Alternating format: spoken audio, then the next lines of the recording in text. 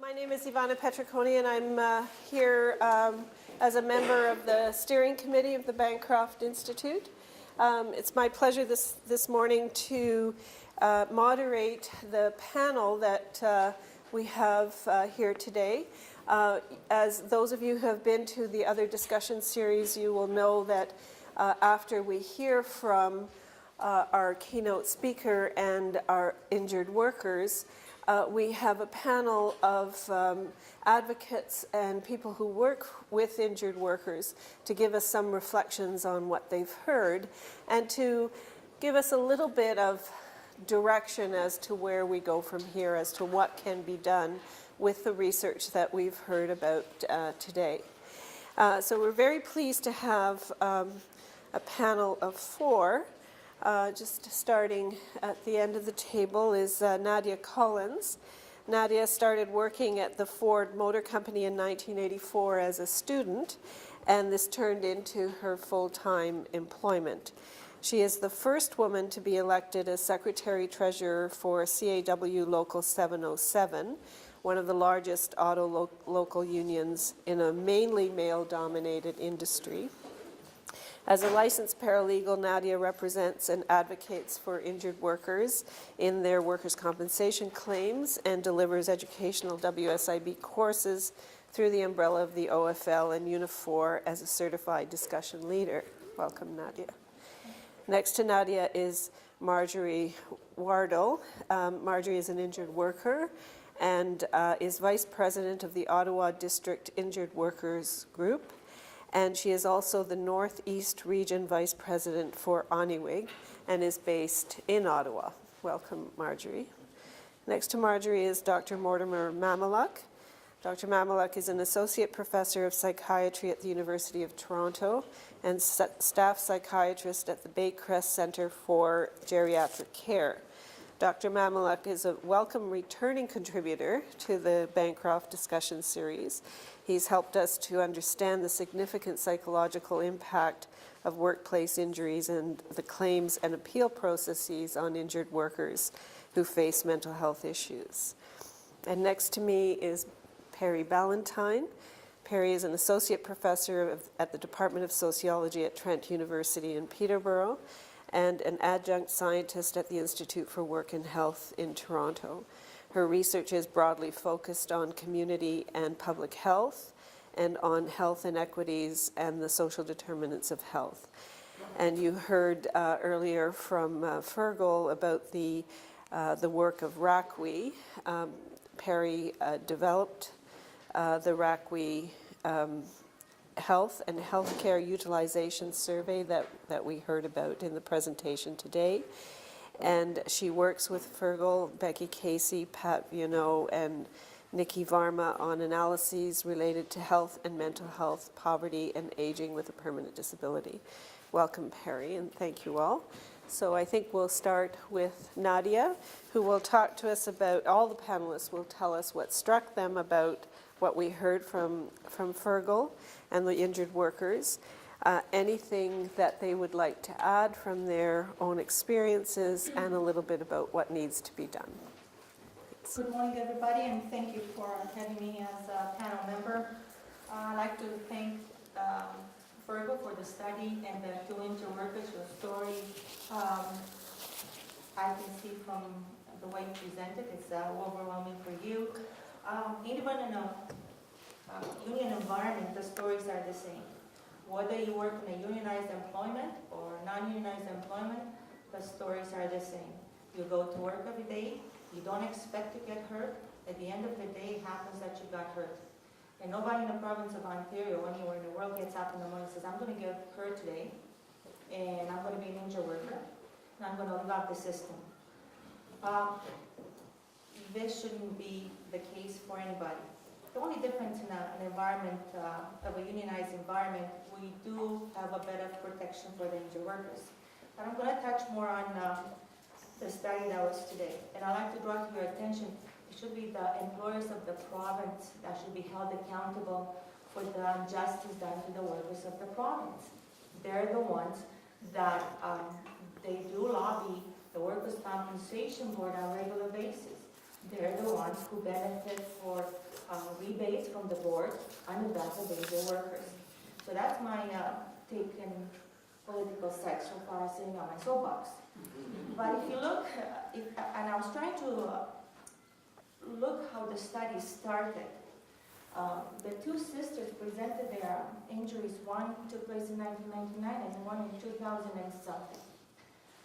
For those of you who are in the room, you do remember that in the province of Ontario, there are several acts that they're detrimental to the injured workers of the province. And as a matter of fact, Ontario is the most sophisticated province in Canada that belittles injured workers. They cut their benefits and they force them pretty well into poverty. Prior to 1990, the legislation that was in place in the province of Ontario provided much more adequate benefits for the workers of the province. And based on the support they were receiving, the problems of mental health, they were there, but not to the same extent as they are today. The difference is that the doctors of the province were much more compassionate. The workers' compensation will deliver what they're supposed to deliver. They deliver what the narrative principles provided to the injured workers of the province. So post-1990, from 1990 to 1998, or the former premier of the province, Mr. Harris, introduced new legislation. You start to see the debilitating cases that they were presenting to the Workers' Compensation Board and how the workers of the province were being affected. You start to see how the mental health started to take place, such as the doctors of the province, they were getting intimidated to provide proper treatment, how the board started to introduce different levels of payment to the injured workers. And that, in a nutshell, affected the injured workers. Affected them by being afraid to tell the families that they're an injured worker, afraid to portray to the family that they go to work and they cannot sustain their jobs, afraid to talk to their neighbors. So, post-1998, things got even worse. New legislation came into place. There's a reduction of benefits. So everything is tied to economics. The benefits go down, the injured workers sustain an injury, the duration of benefits gets shortened. So you can see where the stress gets placed on an injured worker. From 1990 to 2008, the board got a little bit more aggressive, so did the employers of the province. And then in 2008, if that wasn't enough to add enough stress to injured workers of the province, the economy went bad, employers left the province, and the board all of a sudden said, well, wait a minute, we lost money in the stock market. And before, were there a lot of employers in the province that were able to sustain the cost of benefits, now all of a sudden found themselves that they couldn't afford to do it. So the new service delivery model, and probably those of you who are injured workers, you can relate to this. It cut benefits. It gave injured workers less hope to get better. It gave injured workers a negative way to look at their lives and with little support. So 2008 rolls around, and here we are today, 2016. Did anything get better? No, not for injured workers, because the injured workers now, they're much more so forced than before to return to work immediately after they get injured. So how does this tie into everything else? Well, the stress that an injured worker suffers it's kind of more than twice fold. You lose your job, you can't provide for your family yourself. That's stressful. You go to your doctor and you tell the doctor that you're stressed. You don't tell, the injured worker doesn't tell the doctor that it got hurt in the course of employment and out of the course of employment. All the injured worker says, I'm stressed. And goes on and waits down the road again, goes back to the doctor. Now I got hurt. And this goes on for a time being. So by the time you really get to the point where an injured worker requires treatment, It's well documented that you have had stress compounded by family issues, compounded by benefits that were not provided by the board, provided by medication that might have not been suitable for you. And all this adds up to it. So, to wrap it all up, I believe that the employees of the province will be held accountable for this, and the board as well. Thank you. Thank you, Member. Dr. Mahmoud, would you like to go next? Or would you like to go next? I'll go whatever you Yeah. say. Okay, go ahead. Hello, everybody. My name is Dr. Mamlak. I've been working with injured workers and car accident victims with injured people for about 40 or more years. So I had an opportunity to give all of these problems a lot of thought. So I'm going to start off by being provocative almost and defend the WSIB. I asked earlier whether any WSIB people were here. It's unfortunate if they're not here. It would be good if WSIB people came to this meeting. But I'll ask all of you a question, just as a way of starting. Suppose a person is injured and cannot work. How much is such a person worth, and where should the money come from to support that person? In Ontario, people who are healthy and are able to work, vast numbers of people work at minimum wage for $22,000 a year. They are perfectly healthy. That is minimum wage. If they're on welfare, long-term disability, just ODSP, Ontario gives them $12,000 a year. That's a kind of standard amount. Some will get more. So, looking at it from the point of view, from one point of view, I think the amount of money that minimum wage workers get is pitiful. I don't know how they live on $22,000 a year. I think welfare is pitiful if they have to live on $12,000 a year. But on the other hand, I also recognize that the amount of money that people get in Ontario is generous compared to what they might get in Venezuela or in vast parts of the world. That people in fact are lucky that there are benefits in Ontario, and in fact injured people and people who go on welfare, when they finally do get the welfare, they are so relieved to have it. Without it, their lives would really be desperate. But as this lady says, I forgot her name, is everything in a certain way does come down to economics. How much can the society afford?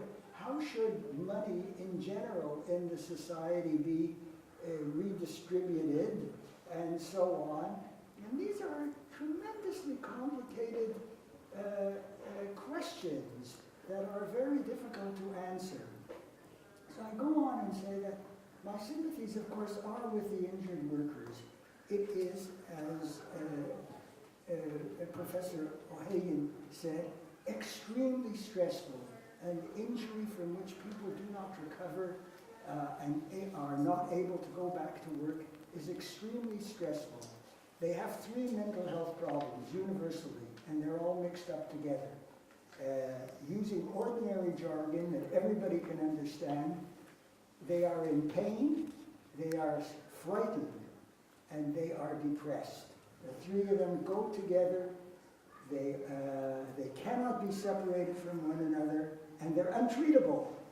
So that's one gigantic problem that the medical field faces, is that the medical aspect of injury creates problems for which we have no satisfactory treatment. We do not have a satisfactory treatment for chronic pain. We do not have, and we get into trouble treating it with addiction and so on. We do not have a proper treatment for depressions and for chronic fear, post-traumatic stress, and so on. Chronic stress changes the personality. So then there's another level of stress that all injured people face, and that is at home. They stop being able to work. There's no money coming in. That is a disaster. They are not helpful at home. They cannot help out at home. So an extra burden falls on the wife or the spouse. The marriage falls apart. So there are great family tensions and so on that they develop. And not to minimize this or not to make it seem funny, very often, especially if the man is injured, the woman just throws him out of the house. And why is that? It is because he's not bringing in any money, he's not helping out. Associated with the chronic pain, depression, and fear is anger. These are angry, irritable people. They are impossible to live with. And so the woman says, I can't talk to him even. No matter what I say to him, he gets irritated, he gets angry. And coupled with that, he says, and of course, he can't get it up anymore. There is no sexual life, whether for men or women. The women don't want to be touched. The men are incompetent. The families fall apart. These are major stresses in chronically injured people, and all of them have no really good solution. The things that I would like to see changed with the WSIB, I'm sympathetic to the WSIB. I see how difficult they have, the difficult time they have making decisions over what turn out to be pitifully small amounts of money. But I would like to see their vocational rehabilitation programs revamped. I think they waste a tremendous amount of time and money on programs that do not work, and that the injured worker fears. They get that letter, they're going to be sent to voc rehab, they know they're being sent to welfare. That whole area has to be looked at again. And the other thing that I don't like about the WSIB is that at some point in the assessment process, people can be rendered destitute. All monies, all support is suddenly cut off until they decide how much the person should be getting. This business of throwing people into destitution is absolutely disastrous. It compounds everything. Poverty is an enormous, enormous curse, and injured workers, unfortunately, are thrown into poverty with all its consequences. In a nutshell, that's what I have to say. Thank you, Dr. Marjorie. Thank you, Dr. Marjorie, no, beside you there. Can we use that one? Yes. If I may, I'd like to stand up just so I can see everybody. I'd also like to thank the organizers for putting this event on today. And in terms then of what struck me from Virgil's presentation today is that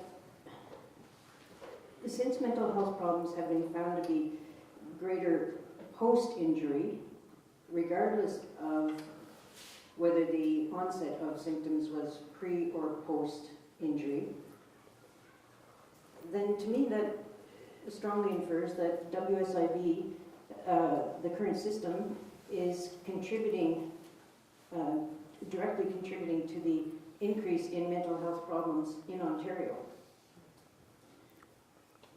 And especially when in this study the percentage of claimants reporting pre-injury onset of symptoms is consistent with the general population. Something else that struck me was the wording, the recognition of the extent of mental health problems experienced by workers in the system. I think, Virgil, you were saying that we need to increase the recognition. And I'm inclined to believe that, in fact, amongst WSIB management at least, and also amongst at least major employers, management, that they are very well aware of these difficulties, and that they in fact knowingly contribute to them with the intent then of reducing claim costs by getting the claims abandoned. And in fact, they even use that term, that the claimant abandoned the claim just because we didn't know what we were doing. I'd also say then that WSIB is their interference with treating physicians is actually causing many doctors to refuse to treat injured workers or WSIB claimants.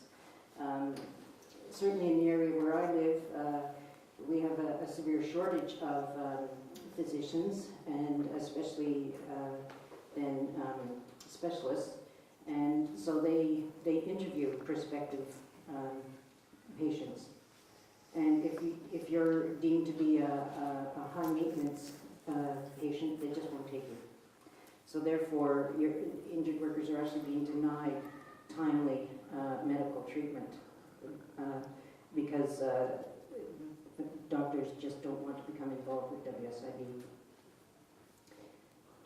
In terms of what needs to be done, I guess number one I would say is simply that WSIB needs to accept claims and fund the treatments recommended by the treating physicians. One place. And, you know, perhaps to that end, maybe WSIB should be set as the default payer whenever a claim is made. And then if somewhere down the road the injury or illness was decided to not be work-related, then why can't we institute a cost recovery system so WSIB then could turn around and bill OHIP for the healthcare costs? Also then, I'd like to see WSIB simply shift its focus away from denying claims, and especially these days what they call reducing the unfunded liability, and towards actually treating the injuries or illnesses. Look to the costs as an investment in Ontario's population, Ontario's working population. I'd like to see experience rating ended. Take away that incentive for employers to fight claims. Put that money, the money that's currently being spent on fighting claims, back into actually providing treatment. In terms of stigma, Nadia, I'd like to challenge the unions to educate their members, and especially their reps, to end this in their own environments. That I think would go a long, long way. Besides then the stigma we face amongst our co-workers, of course everybody takes that stigma home with them. Injured workers, we have to face it at home, but then the co-workers who believe the stigma, buy into it, then they take that home with them too, into the neighborhoods, into the communities. And finally, I guess that since a major reason for setting up what was then a workers' compensation system in Ontario over 100 years ago, a major reason was to keep injured workers from becoming a drain on their families and on society. Since now we are in fact a drain on our families and society, what is the point then of the current system? What is WSIB? What is the function of it? What is all that money that goes towards supporting that bureaucracy? What is its goal now then? Thank you, Marjorie. You can use that one if you like.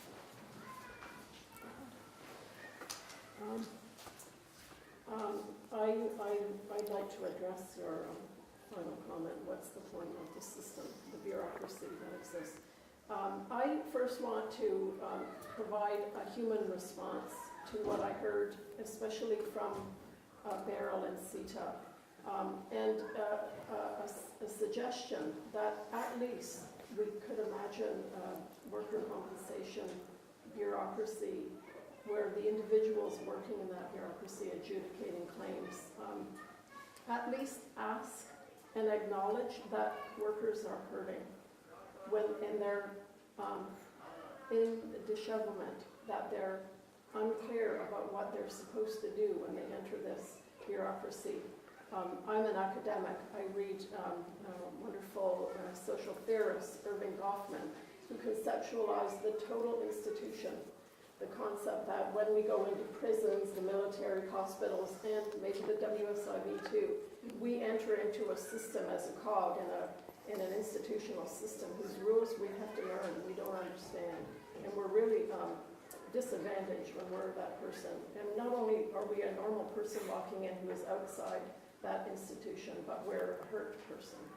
And I heard you, Sita, and I heard you, Beryl, talking about the hurt you experienced. And I think at least the board could be a little more humane in its approach. And perhaps some people are. I don't know. What I'm hearing from your experiences is that you didn't experience much humanity in that system, especially as your situations deteriorated and over time. And, you know, I was looking at your CESD measure to evaluate from a community population, from a non-expert perspective, as we did in the RECWE survey, whether people have a set of symptoms that indicate clinical depression. That's easy to administer, so that could be done by adjudicators. Or they could just say, how are you? Are you feeling depressed? And at the first moment, that could be a point at which workers could be rooted into at least some support. And even just the acknowledgement, I think, would go a long way. And, you know, I'm just saying that from a human point of view, as someone who prospectively might become a worker and who gets hurt and is in that system. So that was my comment in the first place. Now I want to speak from a researcher perspective. What I have thought about in hearing your presentation, Fergal, and what Marion and Fergal and Emil and others of us have talked about many times over the RACWE project, is that there's little understanding of what distinguishes cases that work out well from cases, claimants who have horrible experiences like we hear about. And there are many people in the RACWE survey who are not depressed, who don't report having anxiety, problems concentrating, sleeplessness, etc. And I think we should make a real concerted effort to understand those optimal cases. Under really horrible circumstances, some people do pretty well. And I think it would behoove the board to commission research to find out what it is that creates an optimal recovery and return to work for people who have permanent impairments, because some of them do return to work with permanent impairments. I imagine, and I believe that those permanent impairments are going to age and become more problematic over time. But we have talked to people in the RACWE survey, nurses, for example, who are supported. They're in unionized workplaces. They have a collective voice in their occupation, their professional occupation, and they can be very well accommodated. And they do talk about working in pain. I think for many nurses, that's a condition of the job after a little time at least. But you know, they do return to work, and they do return to being paid and having all the benefits of being acknowledged for the contribution they make as a worker, which is really important for all of us. So what are we doing about following up and better understanding and distinguishing the social and contextual experiences in workplaces where some people do really well and other people don't? So that would be one question, I think, should be followed up on with regard to, you know, the expectation that under a certain set of circumstances, people might reasonably be depressed and be in pain and have problems concentrating and getting by in life. Well, some people don't have those problems. So what is it about them that distinguishes them from people who fall down and who really are in need of support? And that would be really useful information for the board, because they could differentially direct their resources to people who are most in need. Because there is, I think we estimate the proportion of workers who get permanent impairments, and you know, we know that's a relatively small proportion of all claimants. So what among those workers, which proportion have the most needs, and what kind of services do they need, so that they can do a lot better than some of them do. And we can learn a lot from people who've done better, who've done well. And it might not be just the resilience. You're the psychologist, Fergal, and I'm the sociologist, so I'm interested in the context, what's happening at work, what is an accommodating workplace, what works well.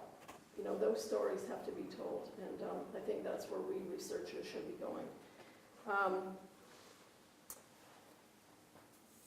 I have two other points to make, and that is Fergal's giving data that was collected almost 10 years ago, and all those people have permanent impairments. And as a researcher, my question is, so what's going on with those individuals now?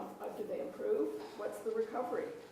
That would be really useful information for the board as well. What's the recovery from crushing emotional and mental health responses to permanent impairment and employment upheaval, if not, you know, moving into unemployment? So the temporal or overtime issue is really important. These are moments in time we capture in a survey like we did, and there's so much more we need to ask about those individuals. And then the third point I want to make is about the medication issue. I have my other research areas on pharmaceutical accessibility and use in general in the population. We're a highly medicated society, but access to medication and the right medication is really unequally distributed.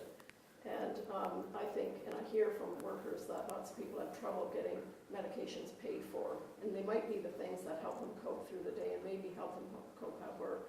And then there's other questions about, so what is it like to be a medicated worker, and how are we evaluating this? And it's, you know, how do we help workplaces help workers who are working with medications? Because I know the data, there's tons of people who aren't injured workers as well, not yet anyway, who are employed because they can use medications to help them get through usually pain-related conditions. But, you know, as we're hearing, anxiety and emotional problems are really significant as well.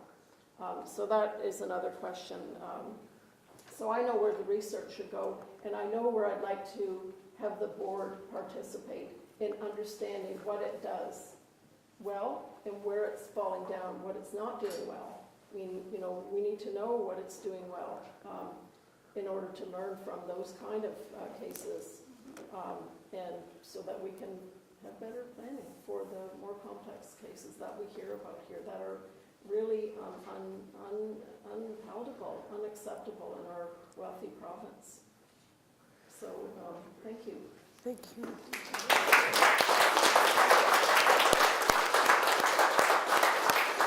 So, thank you all for your thoughtful comments and for participating today. Now it's your turn. We, as we always like to do in the Bancroft discussion series, we like to have a general discussion, comments or questions that you might have as the audience. And I'm going to ask Debbie to come back up and take you through that next part of the agenda. Thanks. Oops. Should I give this to Debbie? So we're going to have anyone, well, I think it's small enough we might be able to hear.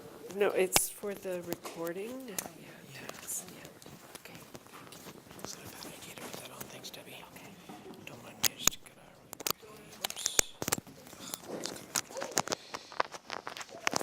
That's good. There we go. Okay.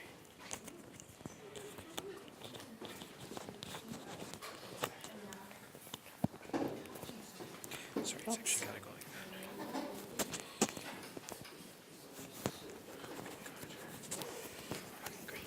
Thank you. Okay, that was really good. So I guess what I want to know is if there's any questions from the audience up to our panel members and our presenter. Do I see any takers? Yes. Sorry, everybody that spoke, I kind of had a comment or something, but as I listened to everything. But Perry, when you were talking about the research, I think one of the things that I wonder about is what is the ratio of individuals returning to work because they have a job?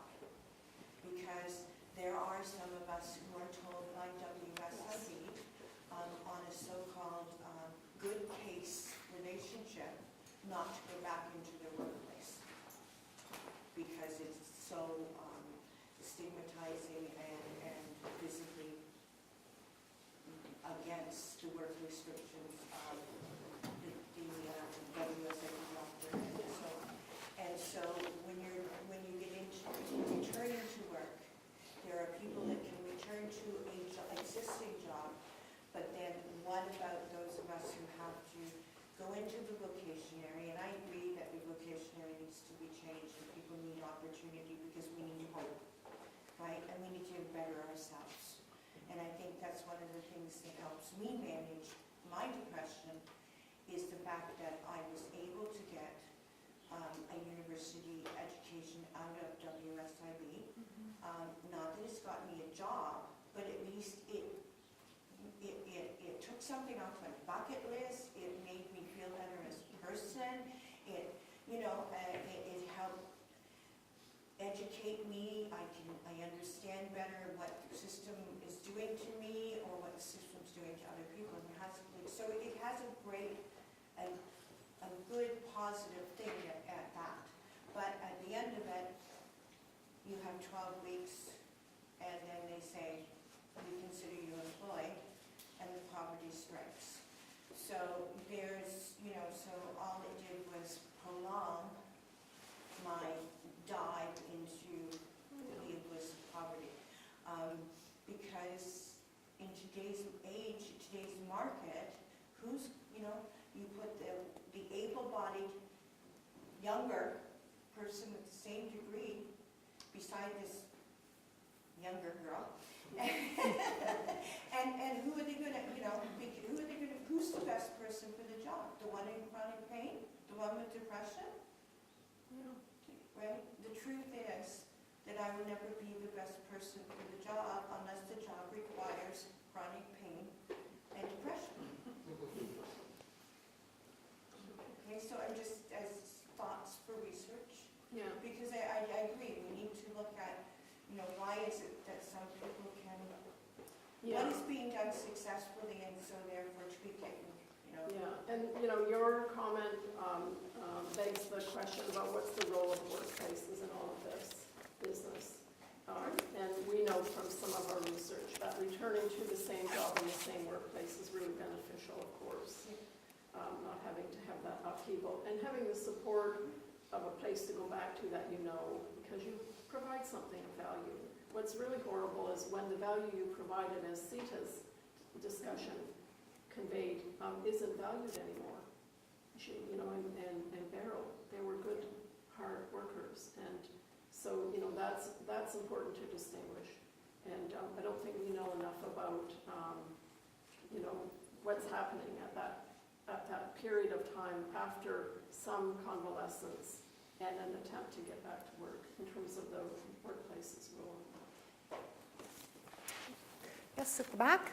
I wanted just to comment on that, what you're just saying. Please don't sell yourselves short because, we have disabilities or we have mental illness, because that's what makes the world a better place, that we are different. It's managing those symptoms. It's getting that support that we need, and I think that's the problem right now with the board, with their policies on normal healing times, on pre-existing conditions, that we want that square peg in the round hole, and it's just not possible with dealing with human beings. That's why they have the policy on justice and merit. But we don't just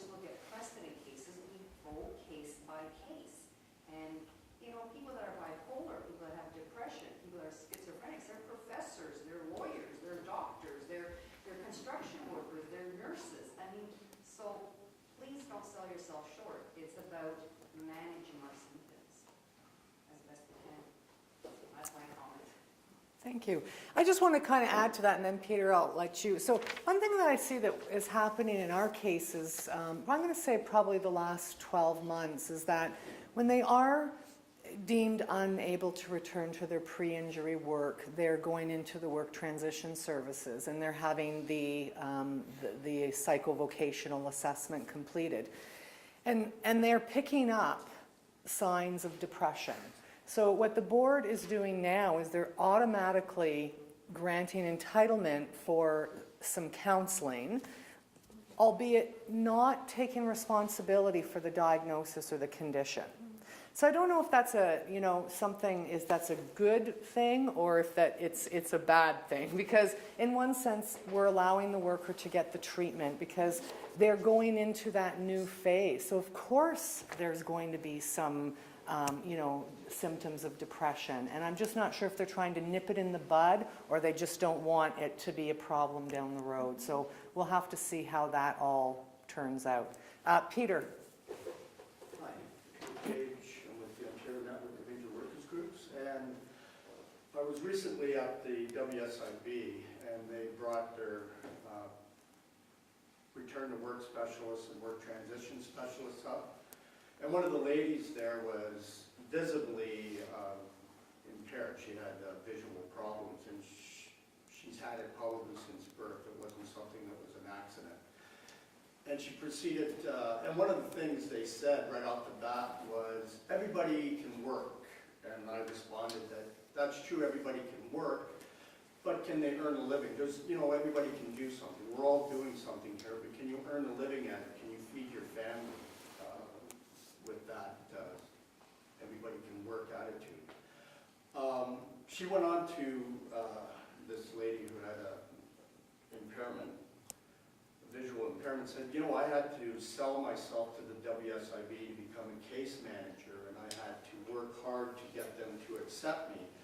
But they gave me a job as a case manager, and now I work at the WSIB as a return to work specialist, which again prompted me to say, well, and please correct me if I'm wrong in this thinking, but I thought to myself, it's different that when somebody comes into life with a disability, their whole world is geared towards finding a suitable work that, if you're not big and strong, you're not going to go work in the mines. If you're going to use your mind more than work in a mine. And so, but when you're injured, when you suffer an impairment, like I worked for 25 years in my trade. It took me 10 years to get to the point where somebody paid me a good wage. And then suddenly in 1999, you suffer a workplace impairment. And you're going through this process of not being able to do your pre-accident job. And so you put your compensation claim in, and then this whole process of fighting with the board. It took 2 years, 1999, by 2001, I think, I won my case. I was on short-term disability. Through that whole time until the employer was progressively disciplining me. Here I was, all these years a good worker, and in that 6 months, I wound up with 3 days off, the progressive disciplining. You were late, you get a warning, 1 day off, then 3 days off. And then I went for surgery, got my surgery. That negated all of that discipline. So, and I won my case, and they had to give me a job as shipper-receiver in the plant. The whole progressive disciplining started all over again. You're not good enough at that job, Peter. You're just not into it. You just don't want to do it. Everything was gearing to boot me out the door, and by 2003, they succeeded. I quit, and then I had to fight again. It took till 2006 to win my case. And then, even when I won my case, WSIB says to me, you didn't mitigate your losses over that 3 years. You didn't try to better yourself, so we're going to deem you, we're going to take $15 an hour off you, or 11:35. And then out of the same mouth comes, or out of the same letter comes, well, we're going to take 11:35 or whatever the minimum wage off because we noticed that you gained experience as office clerk from your years of, so how can I didn't mitigate my losses, but I did mitigate my losses argument? And the point, how do you argue that with them? You know, and so I still get, this is 15 years and more, and I'm still upset every time I talk about it. It wells up in me, the anger that I have. You can hear it in my voice right now. And so we suppress that. And everybody suffers a certain amount of depression. We manage it every day. You know, you get up Sunday morning or Sunday night, you go, oh God, work on Monday. So there's a little bit of depression. We suffer stressful, it's all good things. But as Fergal, stated that the injury is a kind of a catalyst to making that depression explode into something bigger that you can't control. And I went through that. I was separated from my wife. You know, looking at drinking as my way of dealing with it. But fortunately, like our friend, our Beryl and Sita, we found an organization like Audywig, and we found community help that helped us recover. And we're a little better today. But believe me, and I still think about those days and what I lost economically. I worked for Magna. I should be retired now with $300,000 in the bank because I would have had 25 years. No. When I turn 65, WSIB is going to cut me off, and all I'll have is CPP disability. And that's, you know, great. Oh, wow. At least you got something to live on. But that's all I'll be doing is surviving, living. There'll be no vacations in the South. I don't even take my wife on vacations. You know, now we do little around the bay or go down to the lake or something, but there's no trip across Canada to go see something nice, no. Anyways, I'm sorry. No, don't be sorry, Peter, and thank you for sharing that. You know, it's hearing your story, and I didn't start working in the compensation system until 2003, and it's still the same. I think I would even have to say it's a bit harder now because permanent impairments, what your studies were based on, are very rarely handed out now. Workers do not suffer, the board does not recognize these permanent impairments. And if you don't have a permanent impairment, you're on your own, you really are. So Peter, thank you for sharing that. Don't apologize. And I wish I could say it's better, but it's not. Yeah. Any other questions for any of our panelists? Sorry, at the back? Yeah, I just had a quick question. Very exciting. I think most workers will tell you that this is common sense that, yeah, that's happening in reference to the research data. Just a quick question about how it shows the correlation and what type of empirical studies or evidence or data we have showing a causative relationship as opposed to a correlation. Well, that's tough because, I mean, I can't go and whack you on the knee and say you're on comp and sort of randomize you to comp and non-comp conditions, right? And so you have to look at causality as it comes together with a convergence of evidence. And so, I mean, there's a biological plausibility of people winding up with mental health problems when they're exposed to stress. It's a common factor in mental health problems, and we know biologically how people respond to stress. So then it becomes, to what extent are people exposed to conditions that might promote that? And certainly pain and debility are stressors and conditions that might promote that. But then we might expect people who are in compensation situations, given all else being equal, then people in compensation systems and not in compensation systems with pain should have equal propensity towards mental health problems. And as far as the evidence that I'm familiar with is they don't. So then what is it? Compensation, people in compensation systems have higher rates of depression. So then what is it that creates that differential? Well, again, for sort of the same level of physical injury, are they weaker people, right? There's one study that shows some propensity towards longer-term claims in people coming in with mental health problems, a limited sort of cross-sectional study. Are there, so that's the person, but then are there conditions in the environment, like stigma or reduced opportunities for reemployment or that sort of thing that might cause this difference? And so I think what I've seen in these data and other data is that there are systemic effects. Like there are burdens on people involved in systems like this that would not otherwise exist, that would promote effects like this. So that's how I would answer that. Thank you. Any other questions? John? Thanks, Debbie. Hey, Fergal, the statistics that you presented were really overpowering, kind of like a ton of bricks coming one at a time. And but at the end, in terms of where do we go, you said, well, the system could provide more support for the mental health side of recovery.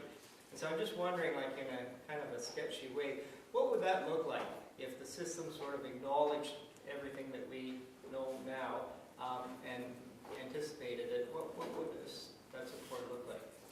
Well, I think from like, when you in public health you talk about primary, secondary, and tertiary prevention, right?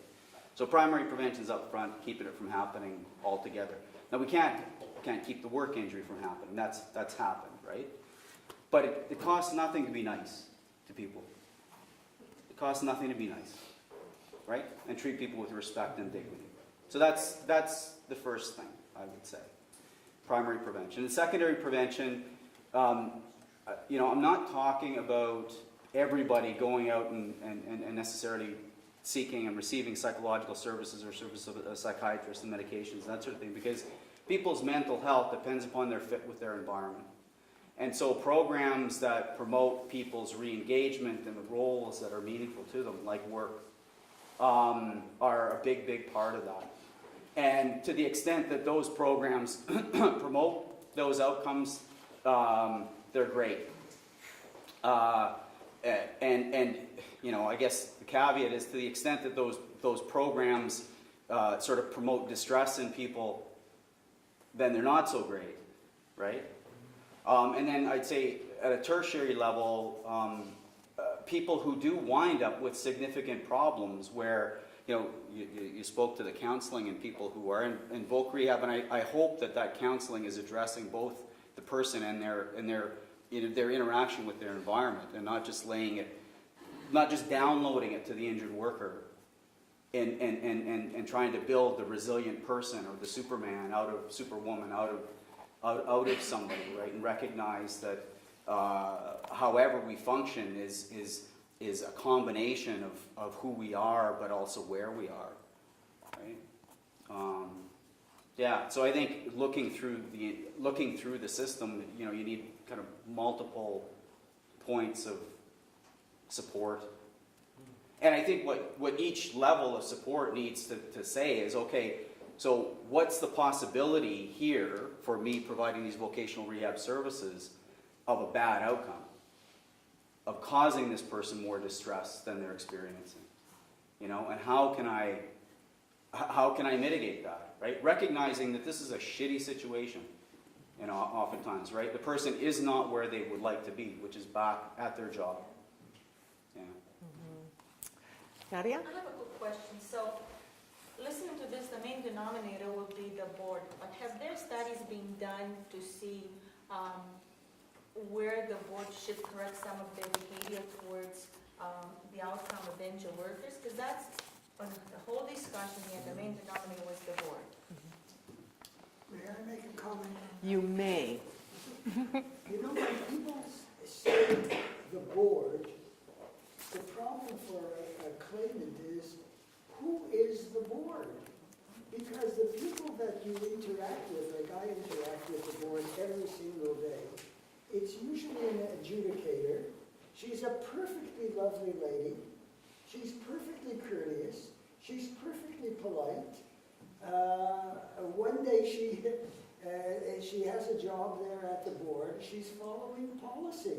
She doesn't follow policy, she'll just lose her job, that's all. But she is the only human contact with the board. The board has policy so that if people are frustrated with the board, it's hard to know who exactly one is frustrated with. So that's one issue. But really, in my mind, what really comes down to the problem with the WSIB for people, and I'm not sure it's necessarily the WSIB does seem to nickel and dime people, and that is frustrating. But it's hard. The real problem is that if you're seriously injured, you're going to end off in poverty. And from my point of view as a doctor, there is no greater curse than poverty. There's a saying, if all the problems of the world were laid on one scale and poverty was laid on the other, poverty would outweigh them all. I believe that that is true.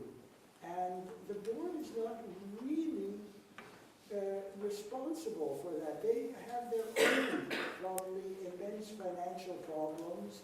The companies that have to pay into the board are furious at the board that they're paying too much because they're struggling to stay alive. Everybody has his own struggle and point of view. It's very difficult, really, to be fair, to find the balance. Can I clarify this? It's important because there's a misconception. The workers of the province gave out, the workers in Canada gave out the right to sue the employer. So if you give up the right to sue the employer and you're mandated by law to provide benefits to an injured worker, then it becomes a problem of the board based on the policies that they issue, which is the common denominator of the problem that injured workers suffer. So I'm not referring to a nice lady that answers the phone. I'm referring to policies that are drafted specifically to attack injured workers, to drive them into poverty. So that's all my question. One moment, just to respond very briefly, because I work in the automobile industry. Is the automobile industry insurance system better than the Workers' Safety and Insurance Board? I can tell you that both systems drive the injured person into poverty. They're both extraordinarily good at that. You are injured, you are heading towards poverty. And the automobile insurance is no better. And if workers have given up the right to sue the board, but if most injured workers, if they had that right, couldn't afford a lawyer. Yeah, So very they're true. dead anyway. Okay, I got Carl. I know. Well, I'm going to be a little bit controversial as well. Oh, no, I'm not surprised, Carl. With all due respect to some of the comments, I think the one common denominator that we are missing when we talk about economics, I have a very difficult time where injured workers in the compensation system was set up in the late 1800s. But in Ontario and Canada, it was the 1900s. And it was for economic reasons. You sue your employer, put them out of business, it didn't do anybody any good. So here we are, you have a system that has something like $30 billion in it. And, if I was an employer, I'd be asking, what the hell is my money doing in there? At $30 billion, you're not paying the workers that we should be. Problem is, we have to understand what the system was set up to do. And the system has not followed that over the last 100 years. That's clearly been proven in the last 25, 30 years. Where you've had governments, you've had employers lobby governments to make changes, to cut benefits, to serve their own interests. There are solutions. There are solutions. So, I hear comments when we talk about adjudication. In the last 5, 10 years, what's happened is the system has turned itself upside down. And when you go to the lovely lady that's the adjudicator at the front, trying to make a decision, an honest decision, which many do, try to, They can't. Because there's someone, the way the policies have been set up, the way it's been set up internally, they can't make that decision without looking over their shoulder. So, if you're looking for solutions, there are solutions. We know what the problems are, but we got to get to the people that are going to listen to what the solutions are in order to make things right. And I did want to ask a question of you, Fergal. You know, I followed the, what do they call it? About 20 years ago, what was the main compensable injuries? And they were, I believe, repetitive strain injury as a result of the computer coming on. That was in a business magazine. The next one that came out was the back injuries, you know, the workers in this province who developed back injuries. And I believe the known name in Toronto was the Italian community. They were called as spaghetti backs, I believe they were called. So, you know, when you talk about stigma and relating to names, and now what are we faced with? And the reality is, it's mental illness. That's the latest one, and it is huge. The board can deal with it if they want to. So my question would be, I listened to you very carefully, Fergal, and I know we've had this discussion.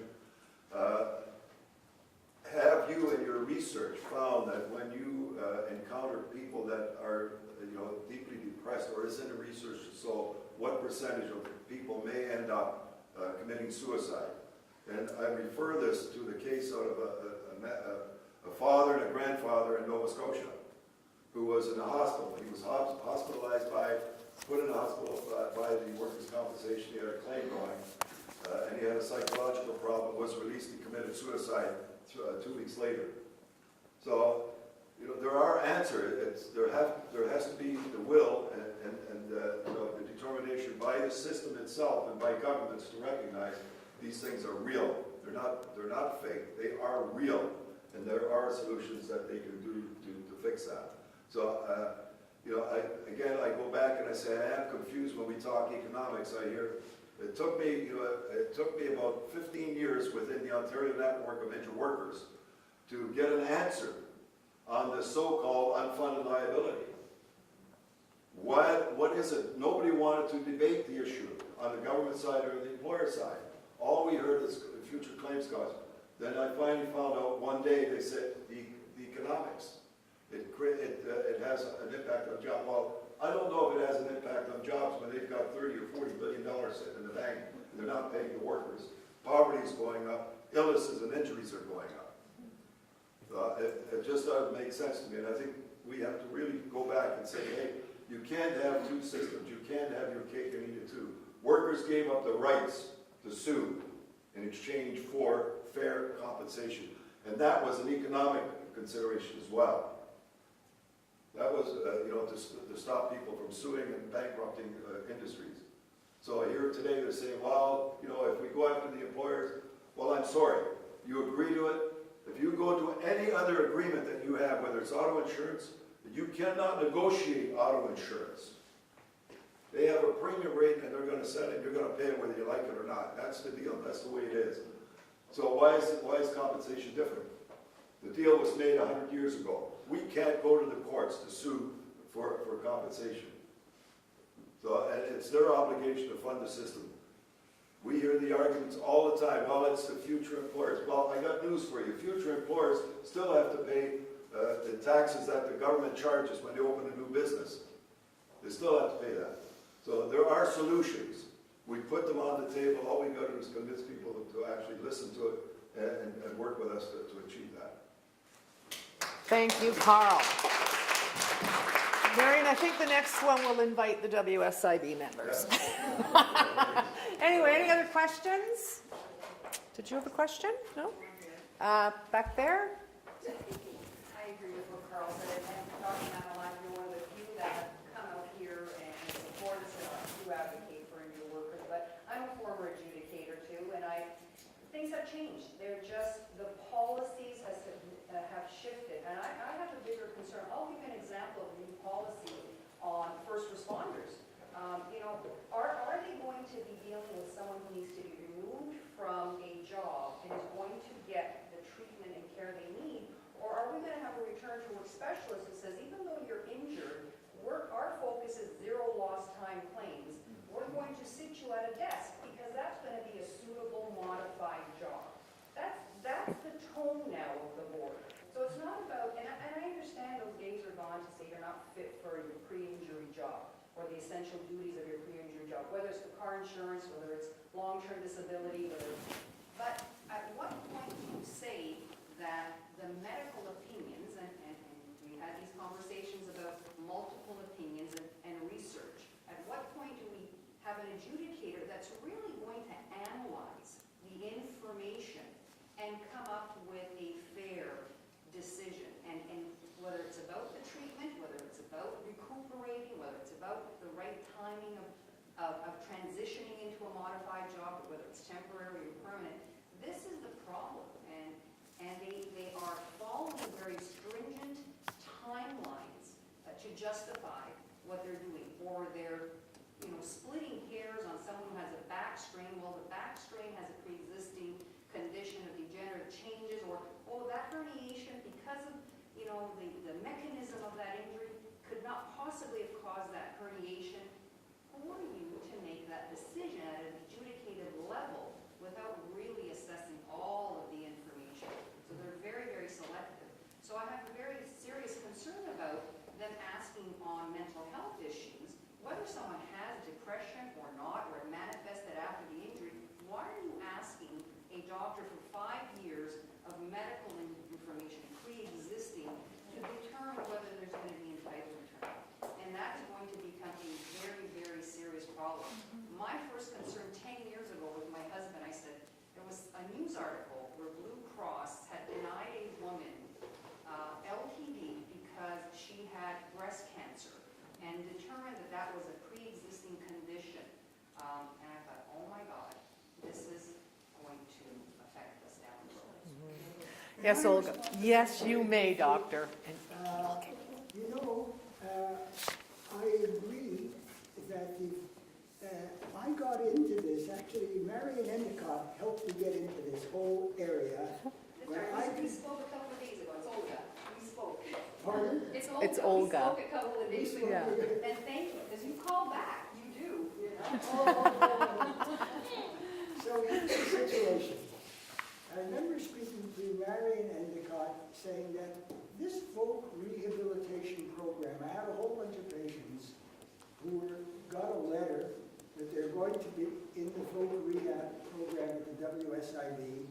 All of them have been waiting in trepidation for this letter, terrified to receive it, knowing full well that as soon as they got the folk rehab letter, they were on their way to welfare. I refer to it as the WSIB's ever-popular transition to welfare program. So I remember telling Marion Endicott about this, and so she says, you know what? I'm going to have you meet the Vice President of Vocational Affairs at the WSIB, and she arranged for a very nice lady. What was her name? Judy Gary. Judy Gary. Judy Gary, she came to my office, and I introduced her to 6 patients. I thought each one of them had been disabused by the WSIB. And she said, you know what, Dr. Mamon, I agree with you 100%.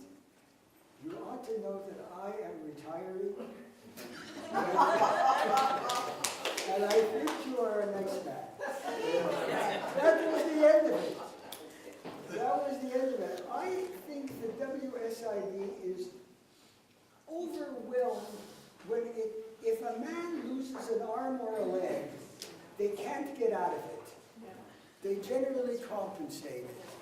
But if the issue is depression or a back injury, this Judy Gary, she said to me, keep in mind that if the WSIB had to compensate all the claims for back injuries, we would be bankrupt. They just ignore them. They are so overwhelmed by claims for back injuries. And the same is true in a way for depression, because even in civilian life, we don't exactly trust any type of mental illness. We say, why doesn't just together, kind of thing. We don't believe mental illness, ever, really. We don't know what to do with it, really. And the WSIB also doesn't know what to do with it, doesn't know how to judge it. One can't entirely fault them, but just to answer this thing, a community without the WSIB would be unbearable. It is an extremely important organization. We have to find a way to help it out. That's my attitude. Not to be adversarial. We have to help them find it out. I don't think, they may not know what they're doing. I would agree. And a lot of people don't. We have a motto in our office that there are no problems, only solutions. And I think, you know, I agree with Dr. Mamelot. We don't want to give up this public system, but we do need to improve it so that injured workers are able to have some quality of life, and that, you know, if they aren't able to return back to their workplaces where they were injured, that there are opportunities for them outside of that. And I think I agree, it's the support. As a worker representative, I feel that the WSIB just simply does not support the workers. So, Iggy, you have the last word.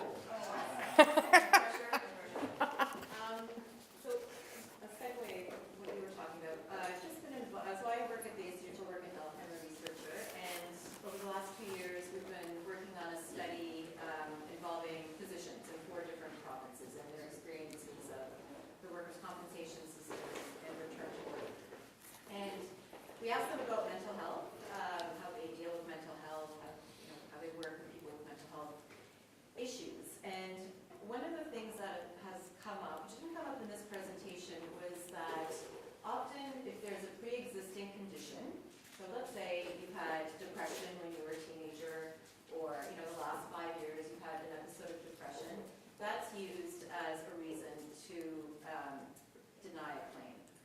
And we were talking in our research team about how problematic that is, right? That there's this assumption that you have to have a perfect body and a perfect mind to get a claim accepted, right? And that's just not how bodies operate, right? So I think that's also a really big challenge when doctors are being asked to, go through the files and say, oh yes, this person did have, an episode of anxiety, or they were on antidepressants for this period of time, and that's used to disallow a claim.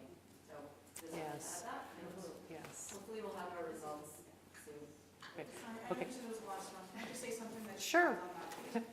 When I review files, what I think is interesting, the memos that the case manager sent to the medical consultant for an opinion, they're worded in such a way that they're so leading that they're pretty much just asking the medical consultant to already agree with their perception or their belief that it should be denied because it is, whether it's pre-existing or non-compensable altogether. So they put the memos together in such a way that they're just asking the medical consultant to pretty much agree with their own interpretation of the medical, not asking for the medical consultant's professional opinion on the information, but just asking them to concur essentially. And I remember several memos where that term is even in there, you concur. And I'm like, well, you don't have that sort of background to formulate that kind of opinion. You're asking for a professional opinion. So just to kind of add on to that. Oh, the hands are going up now. Okay, Marion and Michael. So, I guess what I'm going to say, I sort of hesitate to say because I'm not really in the working circle anymore. But I mentioned at one point that as part of the RACB project, we had a committee of injured workers advocates and academics looking at stigma, and we kind of developed a chart that showed that for injured workers, stigma exists in kind of 4 parts of society. The first being the workers' compensation system itself. Huge numbers of areas of stigma. And one of the ones that there's zillions I like to talk about, but one is this whole business of asking for medical records. Like that is so stigmatizing. Who of us would like to have our entire, family practice file being, shot over to some institution, and then not only that, but available to my employer. And once it's there in the system. But anyway, that's a subtopic. But anyway, the workers' compensation system the medical system, so, Marjorie kind of pointed to that point, that doctors don't even want to deal with the hassle of an injured worker. The employer community and their experience rating is the big issue, because once you're an injured worker, you won't be hired because you are a risk. Never mind that you're not as productive, but you don't have the chronic pain and the depression necessity that Joanne was talking about, but also you become a risk, a financial risk. And then the other is the public at large.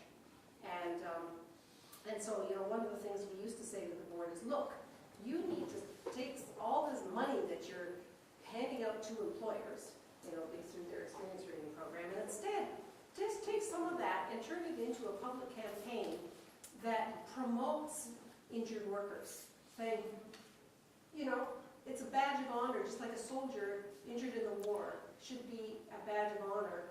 I got injured in the service of my country. An injured worker, I got injured in the service of production. That kind of thing. That's a small point in terms of stigma. But anyway, all this to say that it's all, so many topics, and I just wonder whether, this group would be interested in kind of reconvening that committee and beginning discussions again with the compensation system. There's a new head there now, and maybe some of these other columns that I've described to see if there's any way to get at it. And a lot of that is around doctors.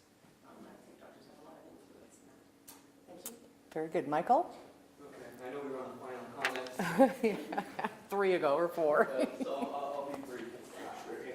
Yeah, it's not so much, I think, the policies themselves that are the problem, but again, kind of piggybacking on the comments over here, it's the approach by the adjudicator. So when it comes to the question here, and the case manager is referring off to the medical consultant, as opposed to asking the question,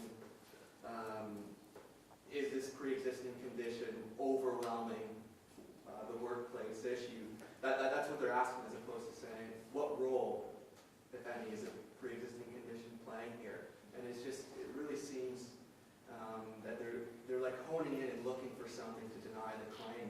And it is a bit frustrating, I think, further to what Carl was saying, when you're trying to have a conversation with an adjudicator, and they're saying, well, okay, I got to talk to my manager because I can't authorize anything without speaking to them first. It's not an easy problem to find a solution for, but just the whole focus seems to be like a prevailing culture to look at how can we deny as opposed to how can we objectively look at what's going on here. Yeah, and that's what a lot of us are seeing. And then the other thing too is when we get a lot, before I kind of close up, and my closing arguments are my closing remarks are very brief, but I get this all the time. Pain is not a barrier to returning to work. They will tell the worker that. We can't measure pain, but who in God's name are you to tell somebody that they are not feeling that pain? How dare you? And they need to be a heck of a lot more sensitive to that. And we could probably go on about this forever and ever and ever. So I'm going to close up, and I want to thank the members of the steering committee and the people that are behind the scenes who are responsible for this event. Thank you very much. It benefits all that are here. It is a great collaboration to bring together, and we're very grateful. I also appreciate the time that you are all taking to attend this event, and the time that all of our speakers and panelists have taken to prepare for this. So thank you again. And please don't forget to leave your contact information on the sheet at the registration desk so that we can contact you about our future events. Thank you, and everybody have a great day.